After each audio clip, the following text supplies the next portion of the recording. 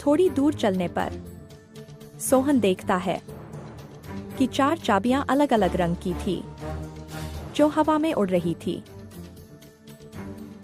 बहादुर लड़के, तुम्हें इनमें से एक चाबी उठानी है, लेकिन याद रखना तुम्हें इनमें से एक सही चाबी उठानी है।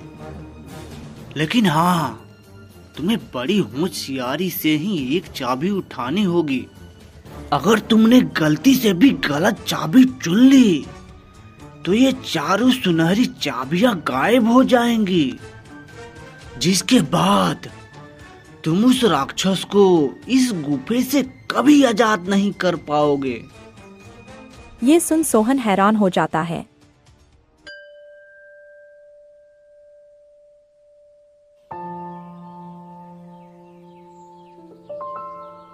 धोपुरा नाम के एक छोटे से गांव में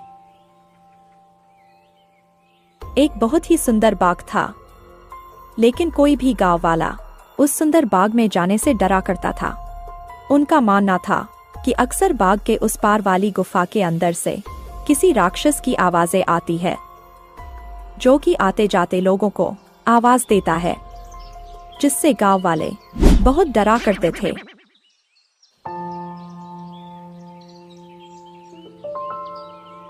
अगले दिन गांव का एक लड़का रामू, यार, इस गुफा में से आवाजें कौन देता होगा? मुझे इसके पीछे जरूर कोई राज नजर आता है। रामू भैया, जो भी हो, लेकिन आप गलती से भी उस गुफा के अंदर मत जाना। हाँ, लेकिन इस गुफा का रहस्य तो मैं जान कर ही रहूंगा। सब गांव वाले डर के साए में आखिर कब तक रहेंगे? उसके बाद शाम हो गई और रामू और उसका दोस्त अपने अपने घर चले गए। अगले दिन सुबह सारे गांव में सन्नाटा था और रामू के घर के बाहर उसकी लाश रखी हुई थी। सब रो रहे थे। शाम को बस यह बोलकर घर से निकला था कि एक रहस्य से पर्दा उठाने जा रहा हूँ। मेरी रामू की बहादुरी मुझसे ले डूबी। हाय मेरा बच्चा। हो ना हो, ये उस गुफा वाले राक्षस ने ही किया है। हाँ। उसी गांव में धनु नाम का व्यक्ति रहता था, जो एक किसान था। उसके 2 बेटे थे, मोहन और सोहन।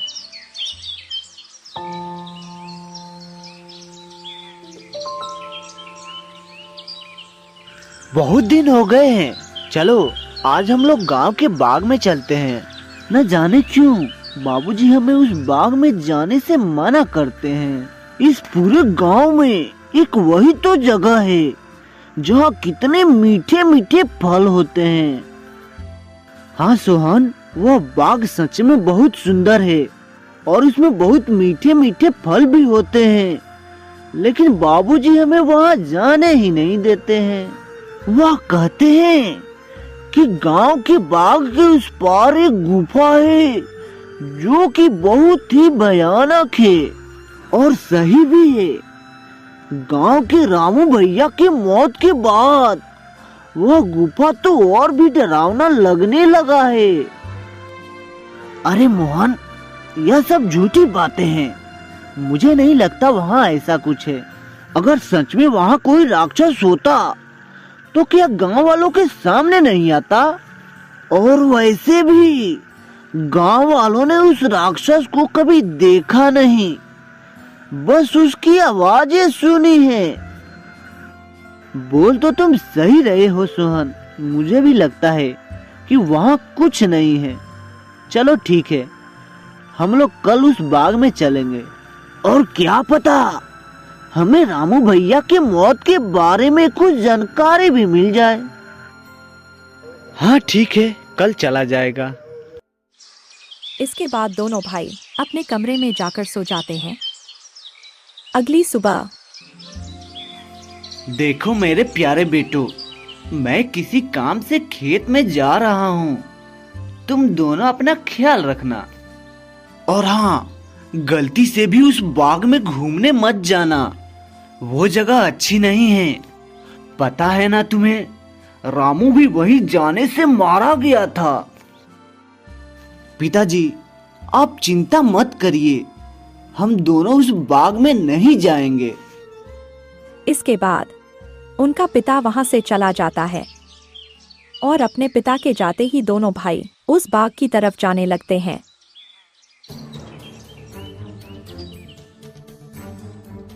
कि तभी एक गांव का आदमी उन्हें देख लेता है। अरे मोहन और सोहन, तुम दोनों इस बाग की तरफ कहाँ जा रहे हो? क्या तुम्हें नहीं पता कि बाग के उस तरफ एक गुफा है जो कि बहुत ही डरावना है।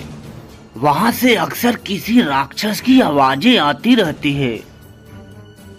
अरे काका, हम लोग बस यहीं बाग में जा रहे हैं, कुछ फल तोड़कर वापस आ जाएंगे।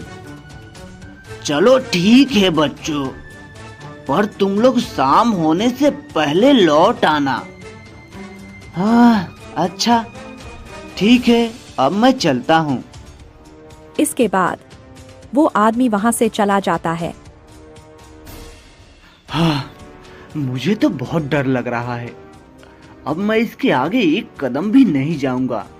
तुम्हें जाना है तो जाओ। अच्छा ठीक है, फिर तुम मेरा यहीं पे इंतजार करना। मैं सच जानना चाहता हूँ कि क्या वाकई में वो आवाज राक्षस की है कि नहीं, इसलिए मैं तो गुफा के अंदर जा रहा हूँ। इसके बाद सोहन अकेले ही आगे बढ़ता है। वह थोड़ी दूर ही पहुंचा होगा, तभी अचानक सोहन ने देखा कि एक अजीब सा दिखने वाला इंसान उसकी तरफ तेजी से बढ़ता आ रहा था और सोहन के पास आकर खड़ा हो गया। यह देखकर सोहन बुरी तरह से डर गया। अरे, यह विचित्र मनुष्य कौन है जिसका सर तो एक शेर का है और धड़ इंसानों का? सावधान, इससे आगे बढ़ने की कोशिश भी मत करना, वरना तुम्हें अपने जान से भी हाथ धोना पड़ सकता है। देखो, मैं उनमें से नहीं हूँ जो तुम्हें देखकर डर जाए। मैं अपने लक्ष्य के लिए आया हूँ और मुझे कोई भी रोक नहीं सकता है। अब मेरे रास्ते से हट जाओ, वरना अंजाम अच्छा नहीं होगा। सोहन की चेतावनी सुनकर विचित्र मानव गुस्से से बोला, तुम बात को समझ नहीं रहे। इस गुफा में जाने से तुम्हारी जान भी जा सकती है और मुझे समझना भी नहीं। मुझे तो बस इस गुफे का रहस्य सुलझाना है। और हाँ, अगर अब तुमने मुझे रोकने की कोशिश भी की तो परिणाम भुगतने के लिए तैयार हो जाना। इतना बोलकर सोहन वहां से भाग गया और गुफा में अंदर प्रवेश कर गया। जैसे ही वह अंदर जाता है, एक बहुत बड़ी आकृति उसे नजर आती है जो देखने में बहुत ही डरावना होता है। आओ लड़के, तुम्हारा इस जादुई गुफा में स्वागत है। मैं कई वर्षों से गुफा के बाहर आते जाते लोगों को आवाजें लगाता हूँ, फिर सारे गांव वाले उस आवाज को सुनकर भाग जाते हैं। कोई भी गांव वाला इस गुफा में आने की हिम्मत नहीं कर पाता, लेकिन तुम एक बहुत ही बहादुर लड़के हो जो कि इस गुफा में अकेले ही चले आए। लेकिन तुम मुझे दिखाई क्यों नहीं दे रहे हो? क्या तुम किसी को दिखाई नहीं दे सकते हो? नहीं, इस वक्त मैं तुम्हें दिखाई नहीं दे सकता, क्योंकि मैं इस राक्षस की परछाई हूँ। वो राक्षस तो इस गुफे के तहखानों में कई वर्षों से कैद है। कैद? तो तुम मुझे बताओ, क्या उस राक्षस को इस गुफा के तहखाने से रिहा करने का कोई उपाय नहीं है? मार्ग है लड़के, और तुम उस मार्ग तक पहुंच भी सकते हो, लेकिन इसके लिए तुम्हें इस गुफा के तहखाने में भीतर उस राक्षस के पास जाना होगा। वही राक्षस तुम्हें उसकी मुक्ति का राज बताएगा। जिसके बाद सोहन गुफा में अंदर जाने लगता है। जैसे ही सोहन तहखाना के अंदर जाता है तो उसे एक आग जलती हुई दिखाई देती है।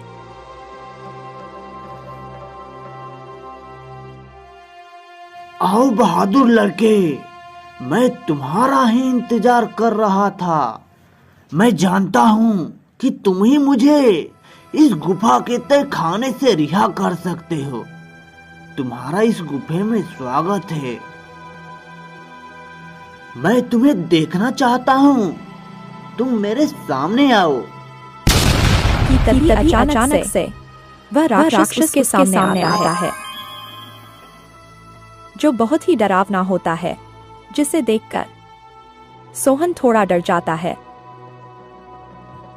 देखो, तुम डरो मत लड़के, मैं तुम्हें कुछ नहीं करूंगा। मैं जानता हूँ कि तुम मेरी मदद करने आए हो, लेकिन एक बार फिर सोच लो, क्योंकि मुझे यहाँ से रिहा करना इतना आसान काम नहीं है। लेकिन मैं तुम्हारी मदद कैसे कर सकता हूँ, और तुम यहाँ कैसे कैद हुए? बताता हूँ। बहुत साल पहले इस गुफा में एक मानव रहता था। वो बहुत ही गरीब था। वो गुफा के बाहर वाले बाग से फल तोड़ा करता था और उन्हें ही खाया करता था। उन्हीं फलों के बीच एक रहस्यमयी फल भी था, जो कि बहुत ही चमकदार था, जिस पर मेरी नजर थी। वो फल मेरी उम्र 100 साल और बढ़ा सकता था, लेकिन मैं इस फल को तब तक नहीं खा सकता था जब तक कोई इंसान उस फल को पेड़ से तोड़ न ले। फिर एक दिन वो इंसान उस चमकदार फल को उस पेड़ से तोड़कर इस गुफे में आया। जब मैंने उसे देखा तो मैं भी उसके पीछे पीछे इसी गुफा में चला आया, और फिर मैंने उससे कहा कि हे मानव, तुम जो इस बाग से सबसे चमकीला फल तोड़कर लाए हो, उसे मुझे दे दो। इसके बदले तुम जो भी 2 इच्छाएं मांगोगे, उसे मैं पूरा करूंगा। ठीक है, वो फल मैं तुम्हें दे देता हूँ, पर मेरी 2 इच्छाएं हैं। पहला ये कि तुम मुझे ये वरदान दो कि आज से ये बाग मेरा होगा, और दूसरा ये कि तुम इस गुफा में हमेशा के लिए कैद हो जाओगे, ताकि इस बाग में तुम्हारे डर से कोई भी ना आ सके, और हमेशा के लिए मैं ही इस बाग में राज करूं। वो आदमी मुझे फल तो दे देता है, और उस फल को खाकर मेरी उम्र 100 साल बढ़ गई, लेकिन उस आदमी को दिए गए वरदानों के तहत मैं इसी गुफे में कैद होकर रह गया। लेकिन हाँ, उस वरदान को देने के बाद मैंने उसे 2 श्राप भी दिया था कि तुम इस गुफा में कभी नहीं आ पाओगे, और दूसरा कि तुम एक जानवर बन जाओगे। तब से वो मानव इस गुफा में कभी नहीं आता। क्या अब से पहले आपको यहाँ से निकालने की किसी ने कोशिश नहीं की? इससे पहले गांव के एक लड़के ने मुझे बचाने की हिम्मत दिखाई थी, और वो उस चमत्कारी फल को लेकर इस गुफा में प्रवेश करने ही वाला था कि तभी उस अर्ध नर मानव ने उसे गुफे के बाहर ही मार दिया, और फिर पूरे गांव में ये बात फैल गई कि मैंने उसे मारा है। हाँ, वो लड़का हमारे गांव के रामू भैया थे। उस जानवर जैसे दिखने वाले मानव ने उसे मारा है, मैं आपको इस गुफे से आजाद जरूर कराऊंगा। लेकिन मुझे ये तो बताओ कि मैं तुम्हें आजाद कैसे कराऊंगा? तुम्हें यहाँ से उस बाग में जाना होगा। वहाँ तुम्हें उस बाग में रहने वाले उसी आदमी का झोपड़ी दिखेगा जिसकी वजह से मैं इस गुफे में कैद हूँ। तुम्हें उसकी झोपड़ी में जाना होगा। फिर वहाँ से तुम्हें वही चमकदार फल लाना होगा। मेरी मुक्ति का राज उस फल में ही कैद है। ध्यान रखना बहादुर लड़के, उस मानव की झोपड़ी में कोई नहीं जा सकता। जब वो सो रहा होगा तुम्हें तभी जाना होगा और उसकी फलों की टोकरी में से सबसे चमकता फल लाना होगा। लेकिन तुम्हें ये काम बड़ी होशियारी से करना होगा, क्योंकि अगर ये बात उस आदमी को पता चल गया तो वो तुम्हें जिंदा नहीं छोड़ेगा। ठीक है, मैं तुम्हारे लिए वो चमकदार फल लेकर जरूर आऊंगा, लेकिन तुम्हें मेरी एक बात माननी होगी। कौन सी बात? तुम्हें हमेशा हमेशा के लिए ये गुफा और मेरा गांव छोड़कर जाना होगा। ठीक है, मुझे मंजूर है। इसके बाद सोहन वहां से बाग में जाता है और उस विचित्र मानव के झोपड़ी की तरफ बढ़ने लगता है। सोहन देखता है कि उस आदमी के झोपड़ी में कोई नहीं है। वो इधर उधर देखता है।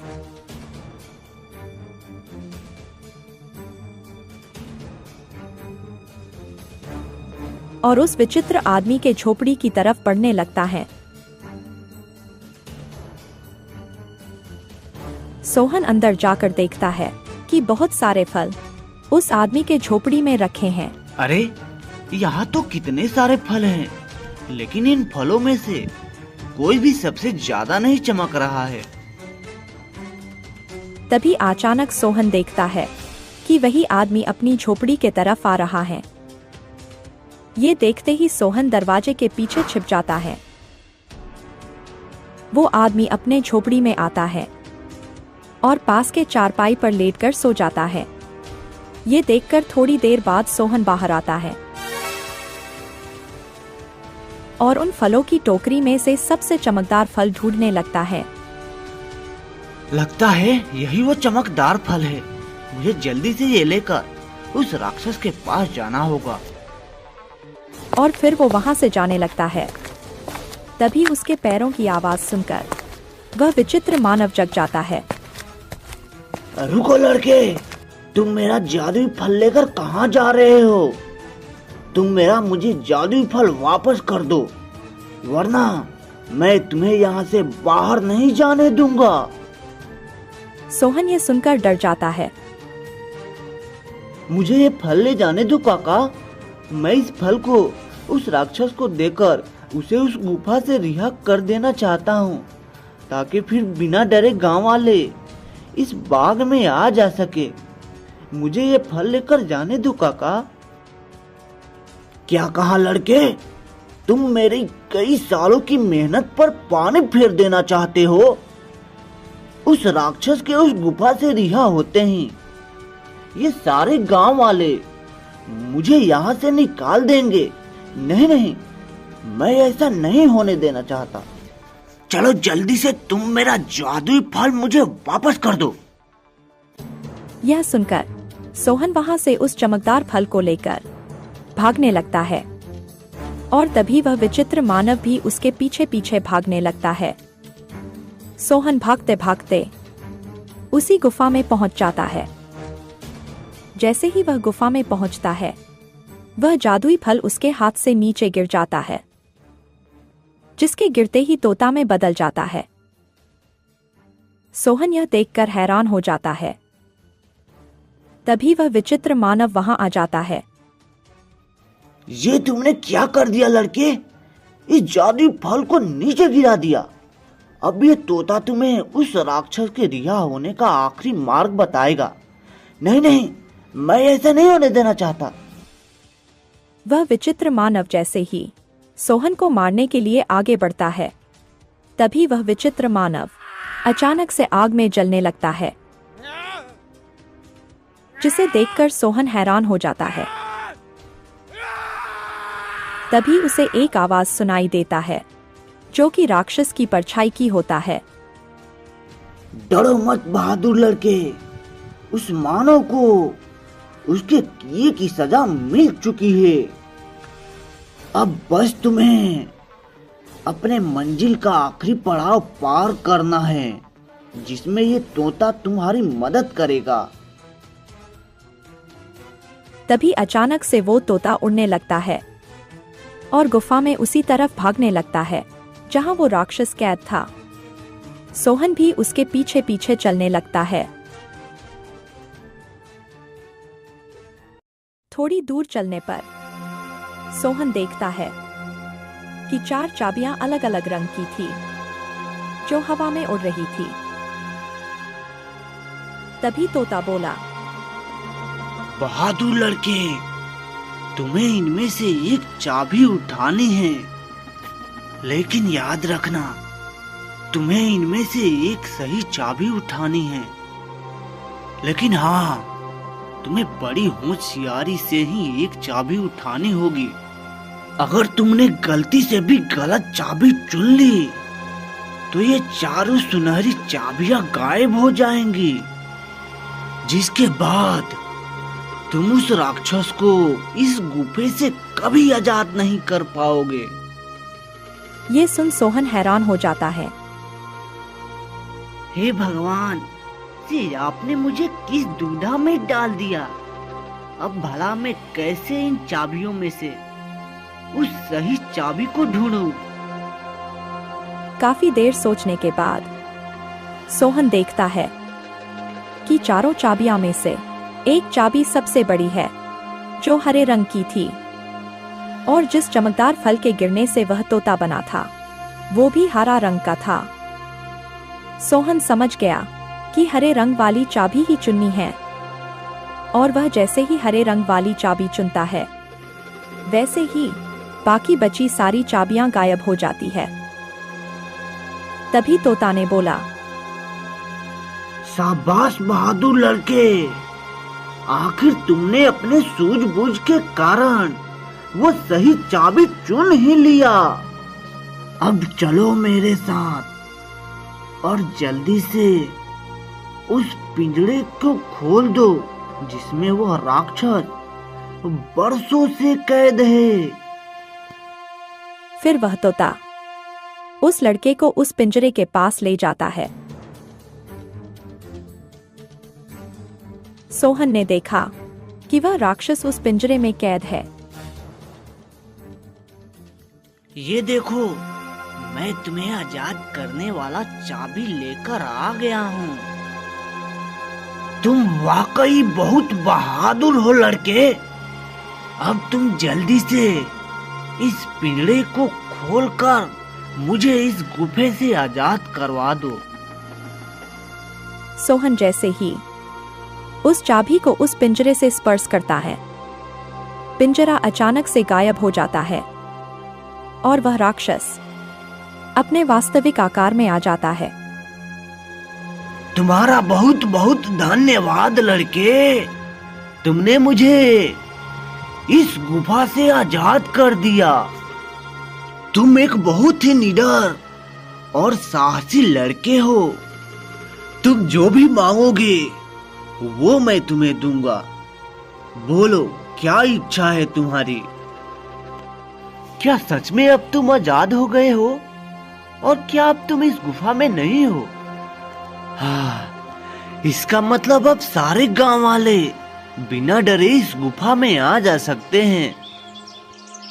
हाँ बहादुर लड़के, अब किसी को भी डरने की कोई जरूरत नहीं है। अब मैं इस गुफा से बाहर अपनी दुनिया में चला जाऊंगा और आगे से किसी को आवाज भी नहीं दूंगा। अब तुम जब चाहो इस गुफा में आ जा सकती हो, वो भी बिना डरे। तुम्हारी ही वजह से मैं इस गुफा से आजाद हो पाया हूँ, इसलिए तुम जो मांगोगे मैं तुम्हें वही दूंगा। बोलो, क्या इच्छा है तुम्हारी? मुझे तुमसे कुछ नहीं चाहिए, पर हाँ, अगर तुम मुझे कुछ देना चाहते हो तो इस गुफा के सामने वाले बाग से मुझे बहुत लगाव है। इसलिए मैं चाहता हूँ कि इस बाग के फल और फूल हमेशा खिले रहें, कभी ना मुरझाएं। ठीक है बहादुर लड़के, तुम्हारी ये इच्छा मैं जरूर पूरा करूंगा। आगे से ये बाग हमेशा हमेशा के लिए ऐसा ही रहेगा। इसके फल और फूल कभी नहीं मुरझाएंगे। अच्छा, अब मैं चलता हूँ, मेरा जाने का समय हो गया है। इसके बाद वह राक्षस गायब हो जाता है।